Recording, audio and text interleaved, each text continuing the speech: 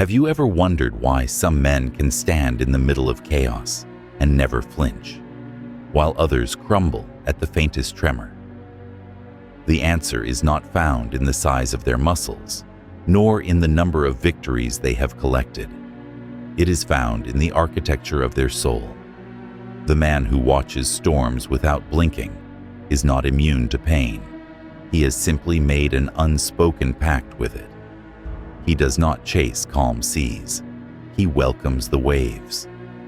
He understands that storms are not interruptions of life's peace. They are life's most honest conversations. The wind, the thunder, the darkening horizon. They speak in the language of reality, stripping away illusions, forcing the eyes to see without the comfort of lies. To most, that is terrifying.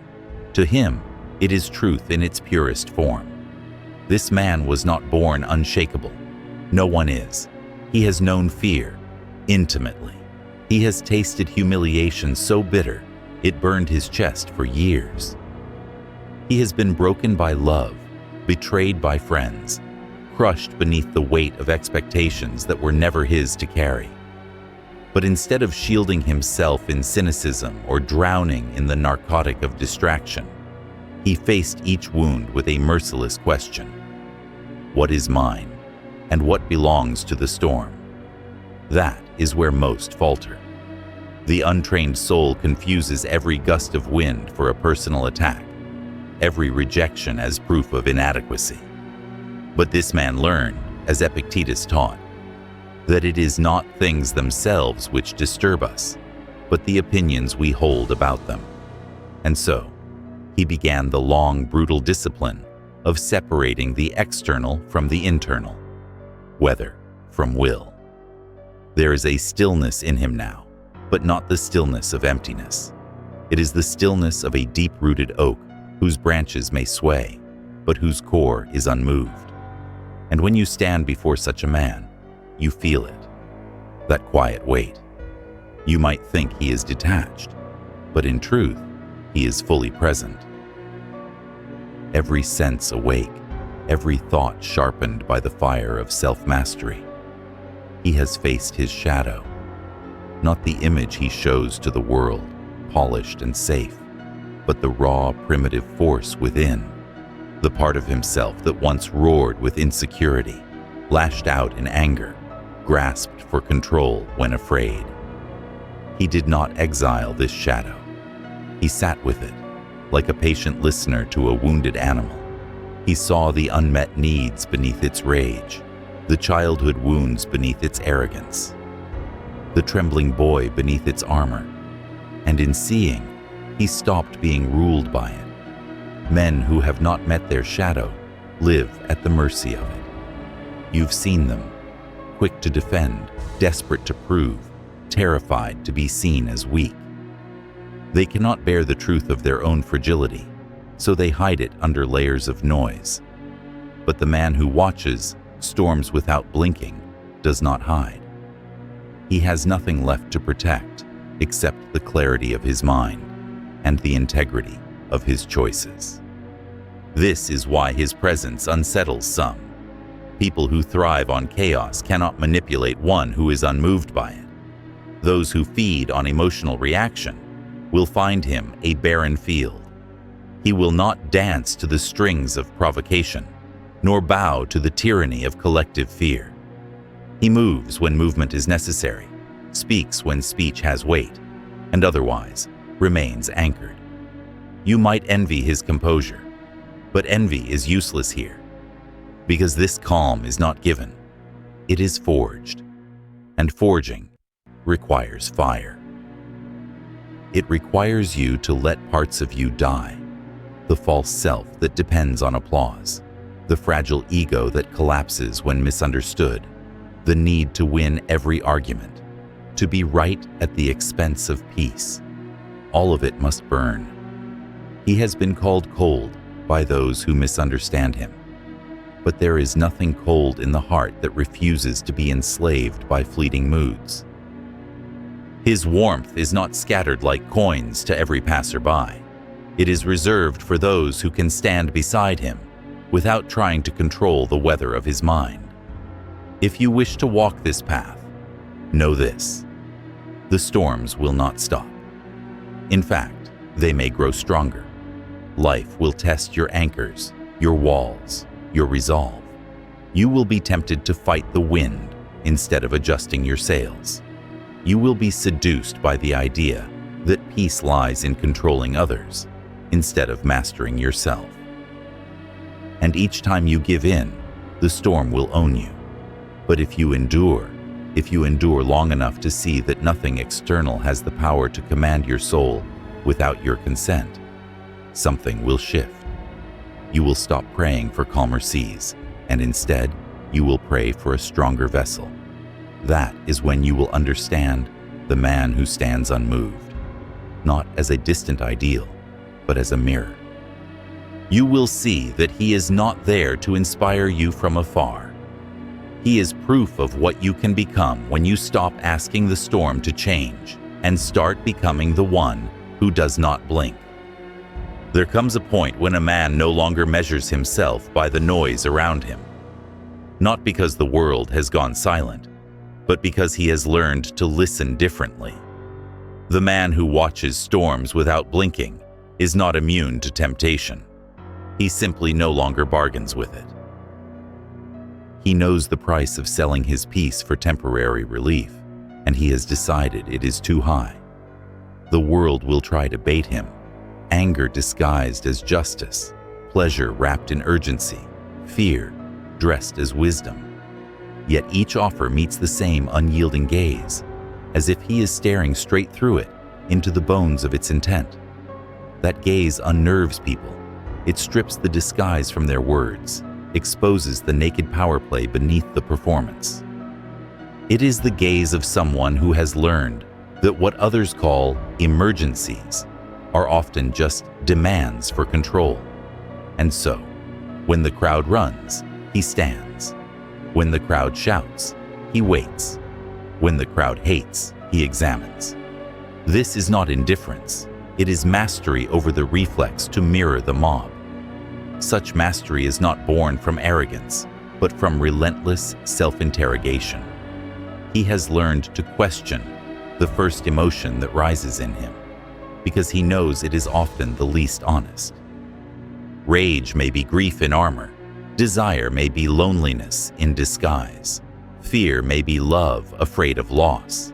And unless you learn to strip the mask from these impulses, you will be their puppet. In the teachings of Epictetus, he found the anchor. No man is free who is not master of himself.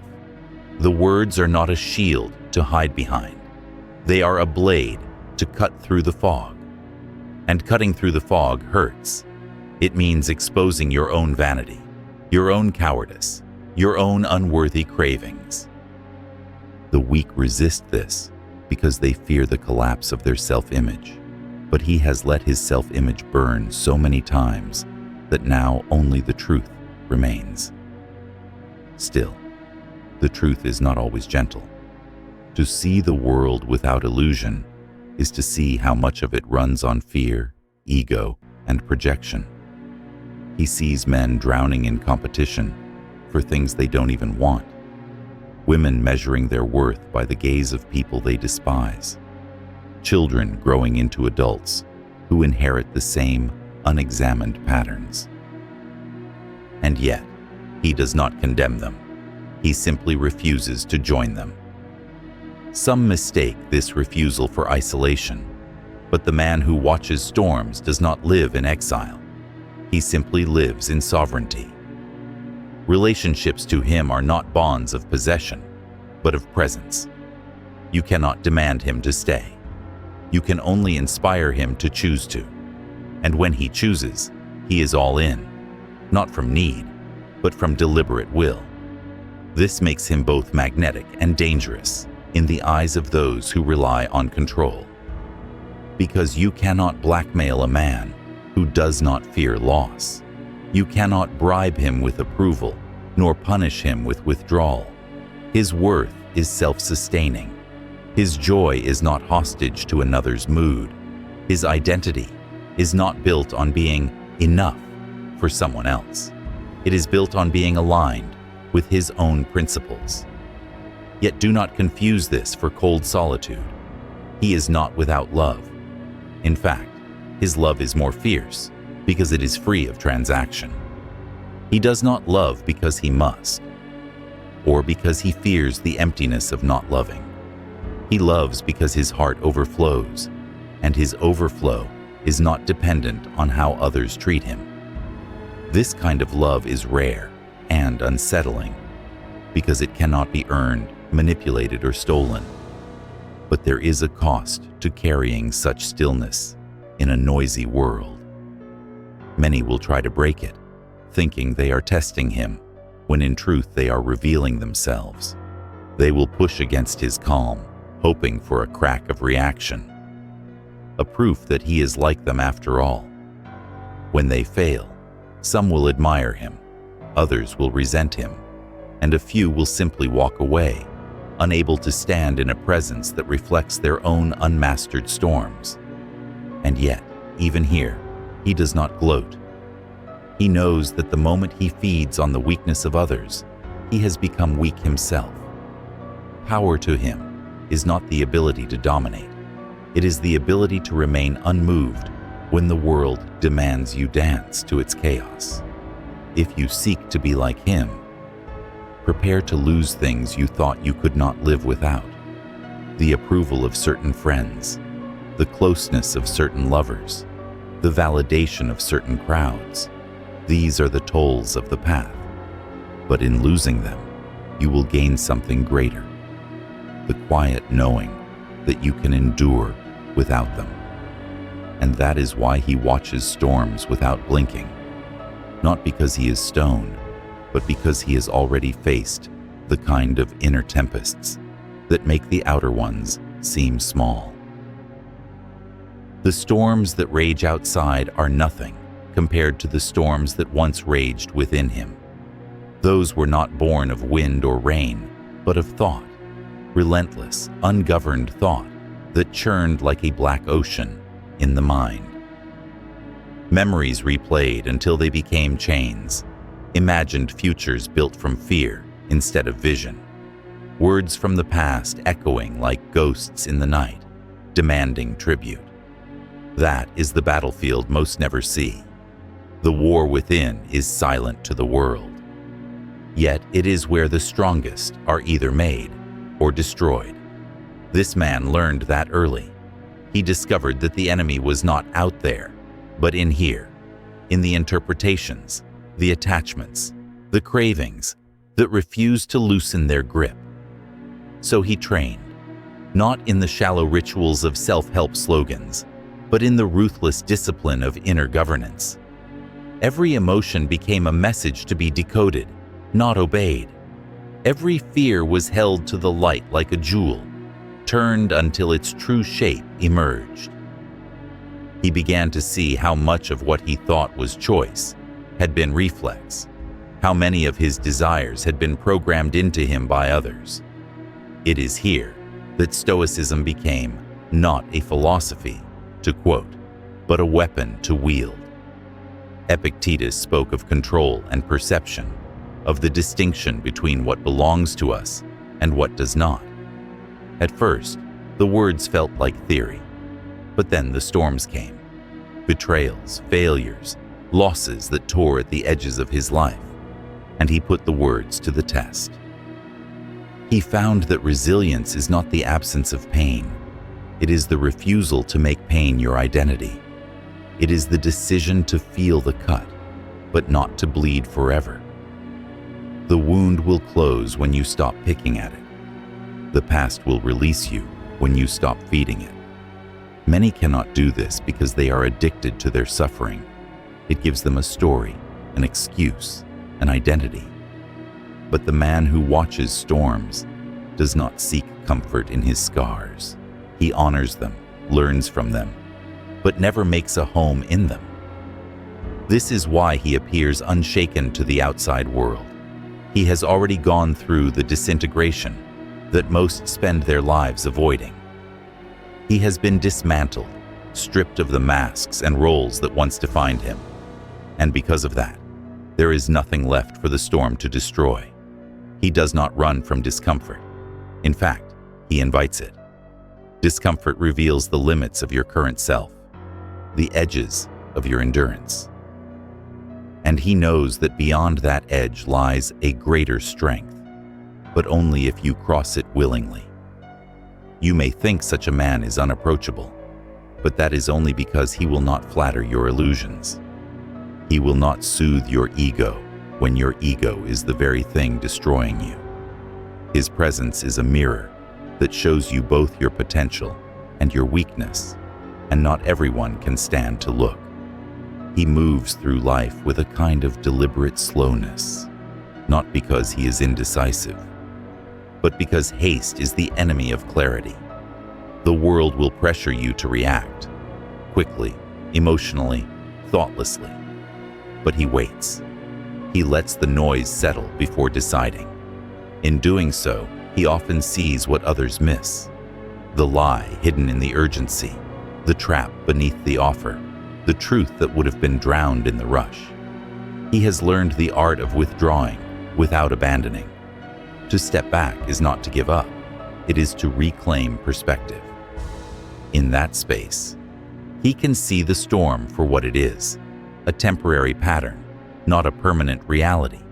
And from that vantage point, he chooses his response like a craftsman, selecting the right tool for the work at hand. In relationships, this makes him an anchor, but also a challenge. He will not chase. He will not beg. Not because he does not care, but because he refuses to turn love into a negotiation. If you leave, he will wish you well and remain unmoved. If you stay, it will be because you choose to, not because he has bound you with fear of loss. This too is why his storms no longer own him, because he has let go of the illusion that anything external can secure his peace. The weather of the world will always change, but the climate of the soul, that is his to command. There is a discipline in him that feels almost unnatural to those who have never practiced it. It is the discipline of withholding his inner world from the grasping hands of circumstance. While others allow the smallest shift in fortune to send them soaring or spiraling, he remains steady, not because he is numb, but because he refuses to be ruled by conditions. This steadiness is not born of denial. It is born of intimacy with reality. He knows that life will not soften simply because you wish it to. The people you love will disappoint you. The world will misunderstand you. Plans will unravel. Promises will be broken. The man who watches storms has accepted this as the natural law of existence, and because he has accepted it, he is free. Acceptance is not weakness. It is the opposite. Weakness is demanding that life obey your preferences. Strength is walking into the wind without asking it to stop. Epictetus spoke of aligning the will with the inevitable, and this man has made that alignment his daily practice. In doing so, he has cut the invisible chains that bind most people to a lifetime of bitterness. He moves through a world obsessed with control, yet he does not seek to control. He understands the paradox. The more you try to dominate life, the more life will remind you of your powerlessness. The secret is not to grip harder. It is to hold lightly, so that when things slip from your grasp, your hand does not bleed. And because his grasp is light, his heart is open. This confuses those who equate detachment with coldness. They expect his composure to come with walls. But he builds no fortress around his emotions. He feels fully, deeply, joy, grief, desire, compassion. But he allows none of them to hijack his reason. He is both ocean and shore, vast enough to contain the waves, steady enough to withstand them. In Jungian terms, he has integrated his anima, the feminine unconscious. So his emotional world is not a foreign territory, but familiar ground. He does not fear his own tenderness, nor does he use it as currency to manipulate others. His strength is not in suppressing emotion, but in holding it without drowning. And because of this integration, he is not swayed by the projections of others. He knows when someone is speaking to him and when they are speaking to the image they've created of him. Most men become trapped in these projections, defending themselves against shadows that do not belong to them. But he lets them pass through, like wind through an open window. This is why he can stand in the presence of anger without matching its volume, why he can sit across from beauty without losing himself in hunger, why he can hear praise without becoming intoxicated by it. In him, there is no hook for these things to cling to. Yet this kind of freedom comes at a cost most are unwilling to pay. It demands solitude, not the mere absence of people, but the kind of solitude where you face the raw, unfiltered truths about yourself, where every mask is stripped away, and there is nowhere left to hide from your own reflection. He has lived through that solitude. At first it felt like death, the death of the self that needed constant affirmation, that panicked in the silence, that reached desperately for distractions. But as the noise fell away, something else emerged, a deeper voice, steady and clear, the voice of a self that needed nothing from the world to exist. From this voice comes his power. It tells him when to speak and when to stay silent. It tells him which battles are worth fighting and which are simply ego in disguise. It reminds him that storms will come, but they cannot touch the man who does not grant them entry. In this way, he has become both warrior and monk, not in the robes he wears, but in the stance he takes toward life. Every day is a battlefield, and every day is a temple, and in both he stands the same, unblinking, unshaken, unowned. The man who watches storms without blinking has learned to see the patterns others miss. Not the patterns in the clouds or the tides, though he notes those too, but the patterns in human behavior, the loops people run without realizing. He sees the way a fear once planted in childhood repeats itself in adulthood, wearing different faces but telling the same story. He sees how the hunger for approval becomes a lifelong leash, tugged by anyone who offers praise or threatens rejection. Because he sees these patterns, he is not trapped by them. When someone attempts to provoke him, he does not meet provocation with reflex. He knows the bait when he sees it. When someone tries to seduce him into proving his worth, he recognizes the game and lays it down before it begins. His worth is not an open debate. It is a settled law, decided in the court of his own mind long before the world could render its verdict. In this way, he disarms the machinery of manipulation, not by fighting it head-on, but by refusing to be a willing gear in its design. Those who rely on reaction find themselves powerless before him. Their storms break against the cliff of his silence and return to them, unchanged. Yet he is not cruel. His detachment is not the result of apathy, but of discernment. He will give his attention, his energy, his care, but never under compulsion. What he offers is given freely, and what he withholds is withheld without guilt. To him, boundaries are not walls of separation, but the architecture of self-respect. It is this architecture that allows him to love without possession, to guide without control, to lead without domination. He has no need to bend others to his will, because his will is already aligned with something larger than himself, the rhythm of truth as it reveals itself moment by moment. And yet, the world is suspicious of such men. In a society addicted to speed and spectacle, stillness looks like rebellion. In a culture that rewards outrage, composure looks like betrayal. Those who cannot master themselves will call him dangerous, because he exposes, without words, how much of their life is governed by impulse. There is a weight to his presence, the kind that makes others lower their voice without knowing why. It is not fear he inspires, but a sudden awareness of themselves, as if his stillness is a mirror that reflects not the surface, but the undercurrent. Many cannot bear to look too long into that reflection. His quiet is not emptiness, it is density. It is thought stacked upon thought, stripped of ornament until only the essential remains.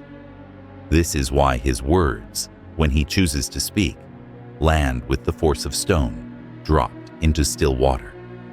They do not splash, they ripple outward, reaching places unseen. He has endured loss, and in enduring, has learned the secret most never grasp. You can survive without what you thought you couldn't. The end of love, the collapse of plans, the erosion of status, these are not the ends of you.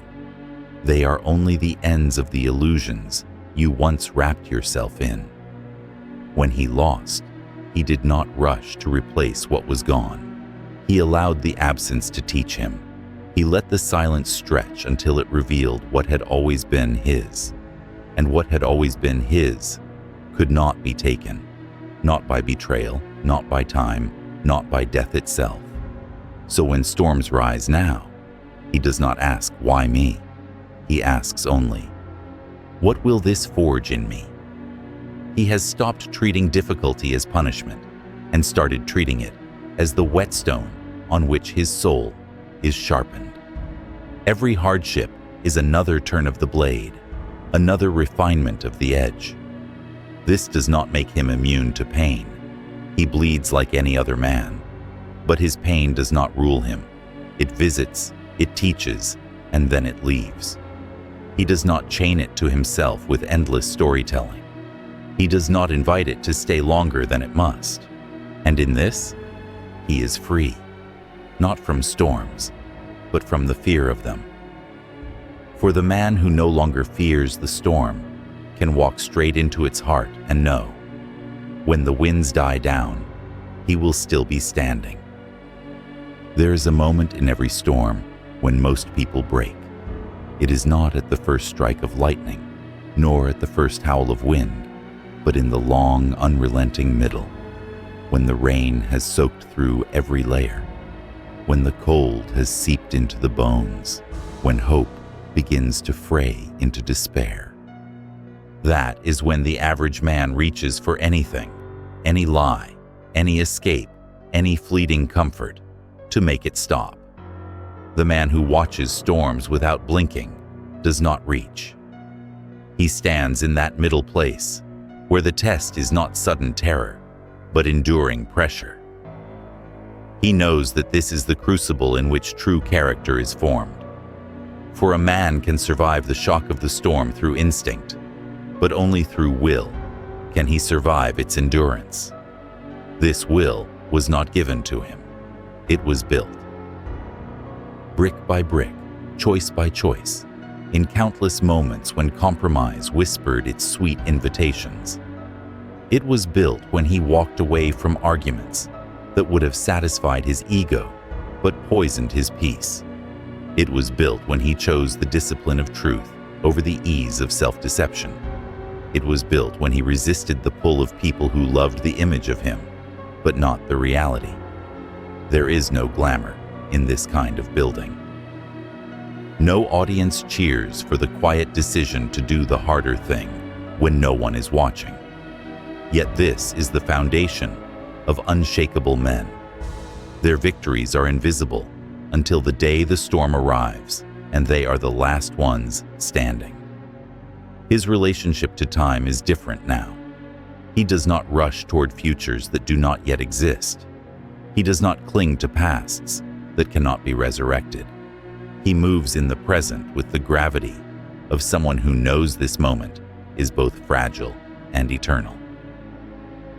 The Stoics called this living according to nature, being in step with what is, rather than at war with it. This is why his life appears simple to some, even austere. He does not clutter it with the excesses others call success, for he knows that every possession can also possess you. Every attachment can turn to a shackle if not held lightly. Freedom to him is not having nothing. It is having nothing that owns you. And because nothing owns him, he can walk into any room, any battlefield, any storm with the same calm. He is not defined by place, by role, by the eyes upon him. He carries his axis within, and that axis does not shift with the turning of the world. You might imagine such a man as distant, but those who know him understand the paradox. He is more present than anyone else in the room. His stillness is not absence, it is attention distilled. When he listens fully. When he acts wholly. He does not divide himself between the now and the imagined, between you and the echo of some other moment. And yet, there is a fire beneath that stillness. It is not the frantic blaze of those who burn themselves out in constant proving. It is the steady flame of purpose. That purpose is not tied to the approval of the crowd, nor even to the recognition of his name. It is tied to the integrity of his being. If he were to betray that, the storm outside would be nothing compared to the storm within. He understands the inevitability of endings. People will leave, seasons will close, roles will fade, and when they do, he does not mourn the passing as theft. He receives it as the natural rhythm of life. Breath in, breath out, holding and releasing. The refusal to accept this rhythm is what keeps most men in chains. This acceptance is not resignation. It is the highest form of courage, to live fully in what is, knowing it will pass, and to love deeply what you cannot keep. This is why his eyes do not blink before the storm, because he has learned to hold what comes without fear of losing it, and to let go without fear of being empty. In the end, his life is not measured by the storms he avoided, but by the storms he welcomed as teachers. And in welcoming them, he became the one thing the storm could never take, himself. Some people mistake his calm for luck, as if he was simply born into an easier fate, untouched by the trials that break others. But those who have walked beside him know the truth. His calm is not a gift, it is a construction. And like all constructions that endure, it was built under strain, reinforced through collapse, and tested again and again until there was no doubt it would hold. He has stood in moments where everything he valued was stripped away, not by slow erosion, but by sudden violence, the kind of loss that steals your breath before you can speak it aloud. And yet, even then, he did not curse the storm. He did not demand the world explain itself. He simply asked the question that matters most: what is still mine? At first, the answer was almost nothing. No certainty, no comfort, no sense of security. But in that raw emptiness, he found the one thing that could not be taken: the power to decide who he would be in the face of it all. That power was enough, more than enough. It was the seed from which he rebuilt. He learned to live without the scaffolding that most rely on to stand, the constant reassurance of others, the approval of peers, the predictability of plans. In losing these, he discovered what Epictetus meant when he said, "Freedom is the only worthy goal in life. It is won by disregarding things that lie beyond our control." And so he did. Piece by piece, he stopped trying to command the weather and started mastering the helm. This is why his presence unsettles the restless. They cannot understand how he can move without hurry, decide without panic, speak without raising his voice. They search for the trick, the secret formula, not realizing there is none, only the discipline of years spent refusing to be baited by every gust of wind. But make no mistake, he still feels the wind. He still hears the roar of the storm. The difference is that he no longer grants it command over his course.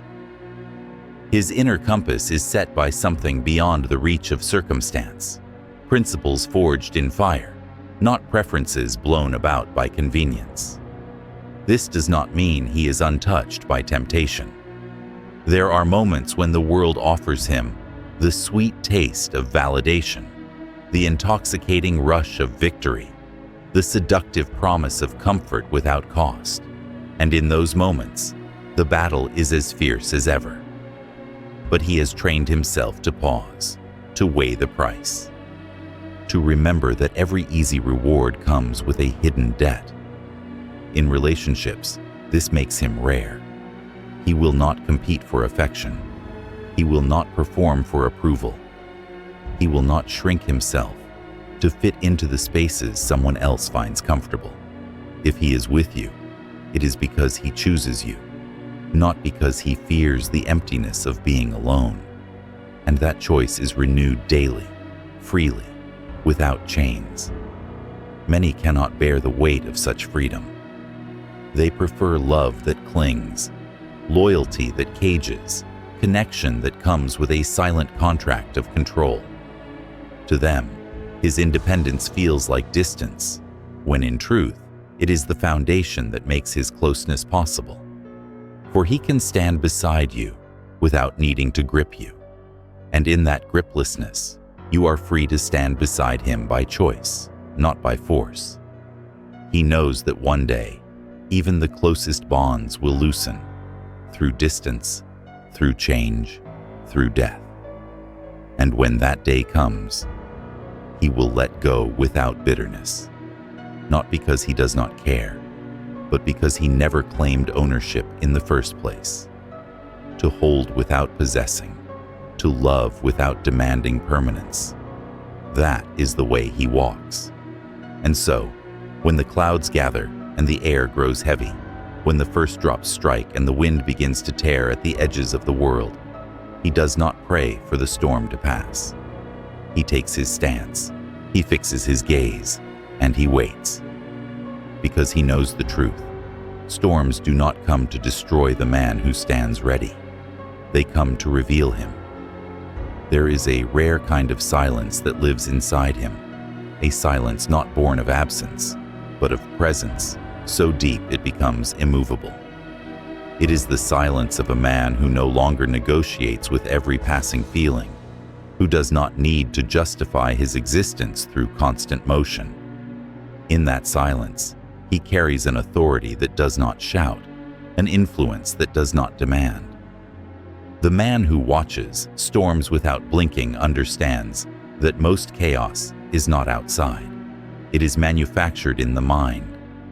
He has watched people destroy themselves with battles that never existed anywhere but in their imagination.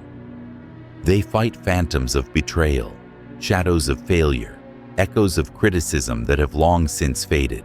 They feed these ghosts until they become storms in their own right, raging within and spilling over into the world. He does not feed ghosts. When the mind stirs with old stories, he lets them pass through like weather across a vast sky. The clouds may gather, the thunder may roll, but the ground beneath him remains untouched. That is the discipline he has cultivated, not the suppression of thought, but the refusal to let thought become his master. This refusal has a cost, for it demands the killing of certain comforts. He has abandoned the narcotic of constant distraction. He has given up the easy intoxication of outrage. He has walked away from the small, addictive dramas that give life the illusion of meaning while draining it of real purpose. In doing so, he has freed his attention for what matters, When he gives his attention, it is total. This is why his presence feels heavy, why those who speak to him sometimes falter mid-sentence. They are unused to being heard without judgment, without the listener secretly planning their reply. His listening is a still lake. What you pour into it reflects back to you more than you expected to see. The unguarded find this comforting. The guarded find it threatening. Because to stand in the reflection of such presence is to confront yourself, your contradictions, your projections, the stories you have rehearsed so long, you no longer notice their cracks. He has faced his own contradictions enough times to know they never fully vanish. The shadow is not a thing to be destroyed. It is a thing to be known. And so he keeps his shadow close, not as an enemy, but as a silent advisor. It reminds him where he is vulnerable, where pride could trip him, where old wounds might whisper lies in his ear. This awareness keeps him sharp, keeps him honest, keeps him from being seduced by the belief that he has arrived and can stop the work. His work is daily, relentless, unseen. It is in the choice to breathe deeply instead of lashing out, to pause instead of rushing into the current, to speak with intention rather than with noise.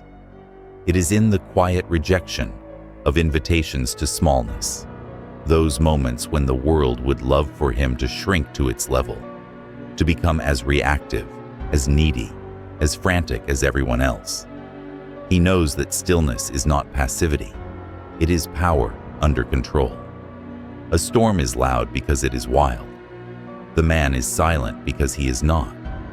This is why his movements, when they come, are precise. He does not flail. He strikes. He does not scatter. He focuses.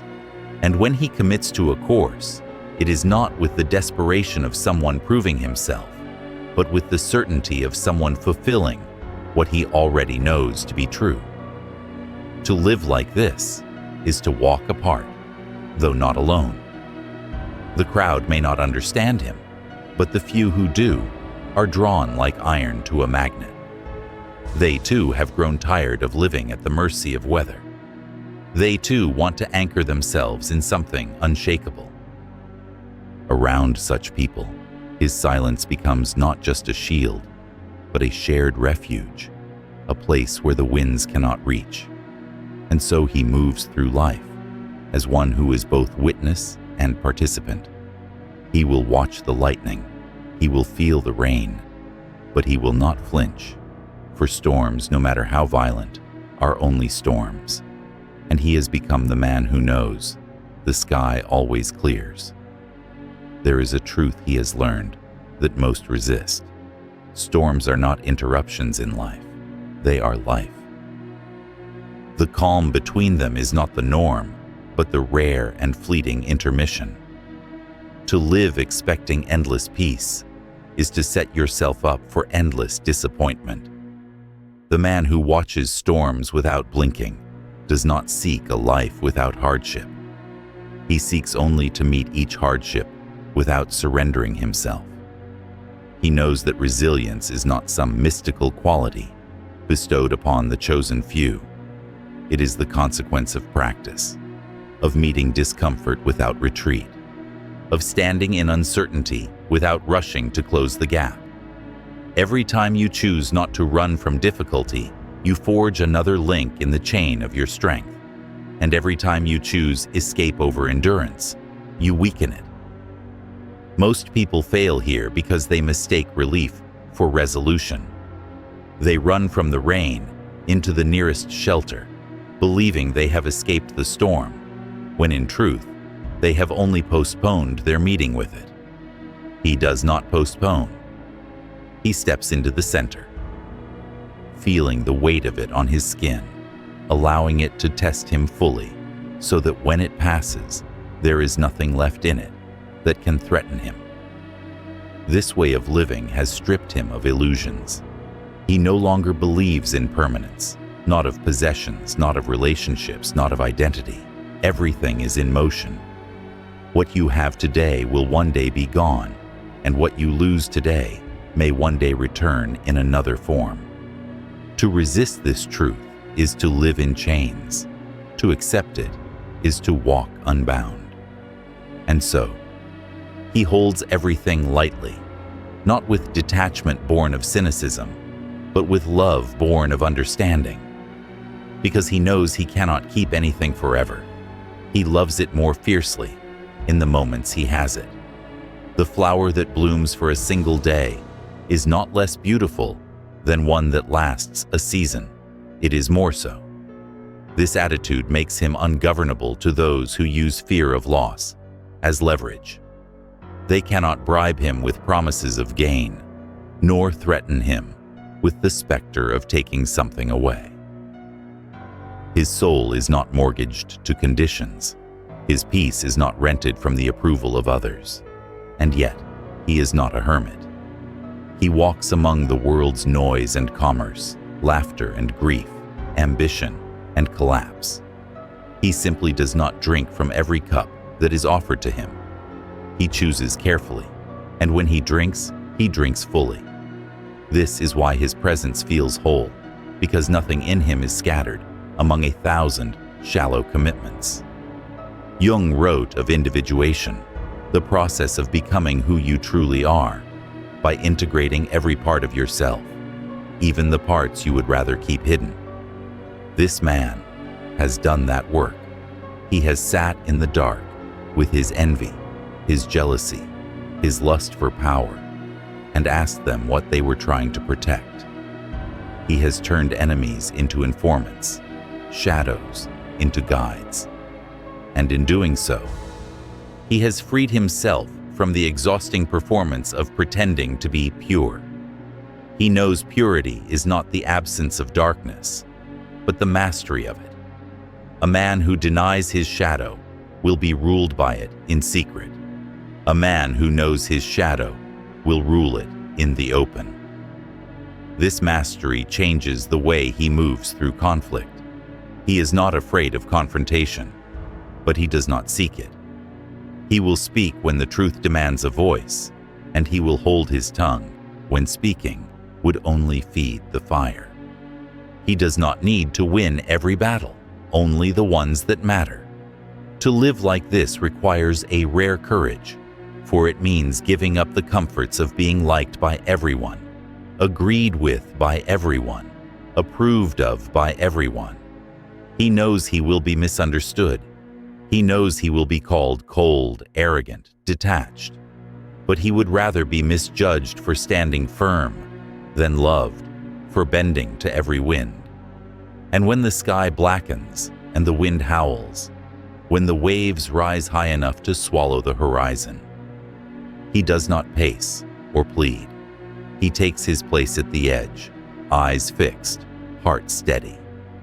For he understands the storm will not decide who he is. He will. There comes a time in a man's journey when the storms no longer arrive as enemies, but as messengers. The man who watches storms without blinking has reached this place. He no longer asks, "Why is this happening to me?" but rather, "What is this here to show me?"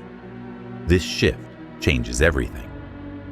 It turns adversity from a curse into a kind of teacher, one that speaks in the language of disruption, forcing him to grow in ways comfort never could.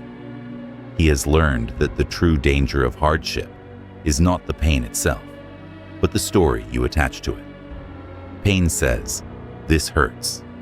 The story says, "This means I am ruined." Pain says, "Something is gone." The story says, "I have nothing left." The man who watches storms has cut away these stories. He lets pain speak for itself, clean and unembellished, and in doing so, he robs it of its power to define him.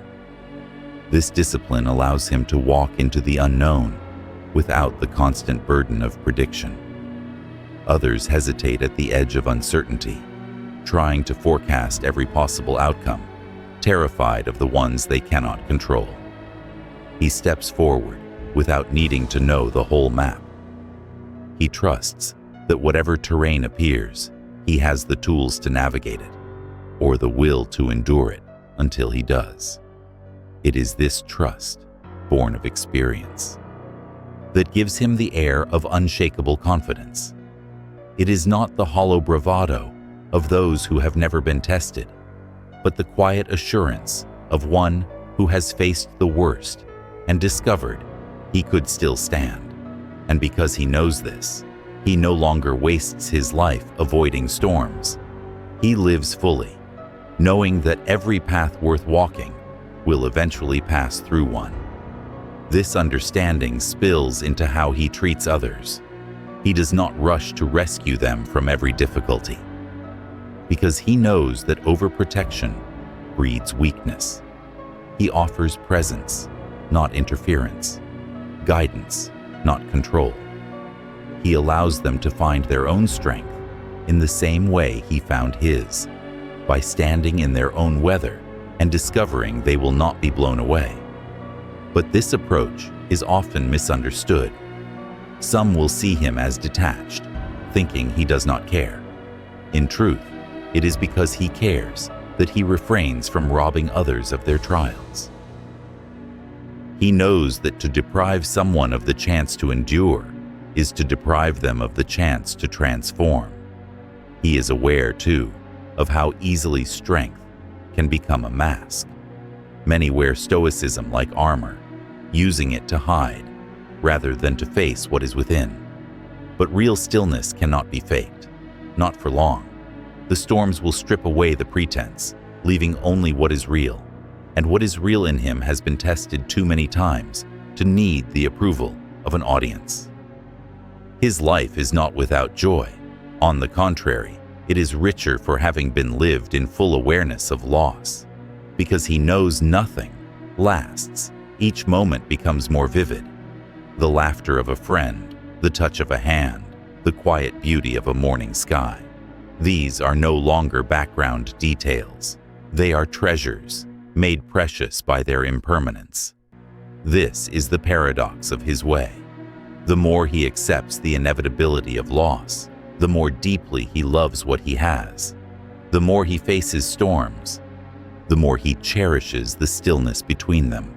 This is not resignation, it is liberation. He does not cling, so nothing can be torn from him. He does not demand permanence, so nothing can truly betray him. And so, when the winds rise again, as they always do, he does not scramble for shelter. He does not curse the horizon for darkening. He meets the storm like an old acquaintance, one whose visits are challenging, but necessary.